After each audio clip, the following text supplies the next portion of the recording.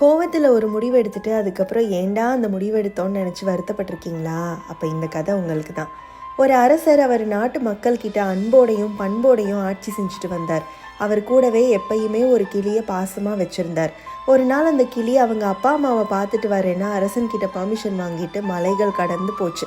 அங்கே கிளியோட அப்பா அம்மா ஒரு அதிசய பழத்தை கொடுத்து, இதை உங்கள் அரசர்கிட்ட போய் கொடு, இதை சாப்பிட்டா எந்த நோயும் இல்லாமல் அரசர் இளமையாகவும் மாறிடுவார் அப்படின்னு சொல்லி கொடுக்குறாங்க. அந்த கிளியும் பழத்தை எடுத்துக்கிட்டு பறந்து அரண்மனைக்கு வருது. வர்ற வழியில் ஒரு மலை தாண்டினதும் டயர்டாகி கொஞ்ச நேரம் ரெஸ்ட் எடுக்கலான்னு ஒரு மரத்துக்கு கீழே தூங்குது. அப்போது ஒரு விஷப்பாம்பு அந்த பழத்தை கடிச்சிருச்சு.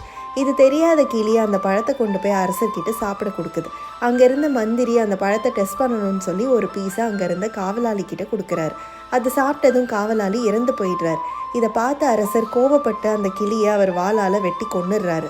அந்த பழத்தை தூக்கி அரண்மனைக்கு வெளியில் எரிஞ்சிடுறாரு. கொஞ்சம் வருஷம் கழித்து அந்த பழம் பெரிய மரமாக வளர்ந்து அதில் நிறைய பழங்கள் வளருது. இந்த விஷப்பழங்களை யாரும் சாப்பிடக்கூடாதுன்னு அரசர் சொல்கிறாரு. ரொம்ப வயசான ஒருத்தர் வாழை தெம்பே இல்லாமல் தன்னோட வாழ்க்கையை முடிச்சுக்கணும்னு நினச்சி அந்த மரத்தில் இருந்த பழத்தை பறித்து சாப்பிட்றாரு.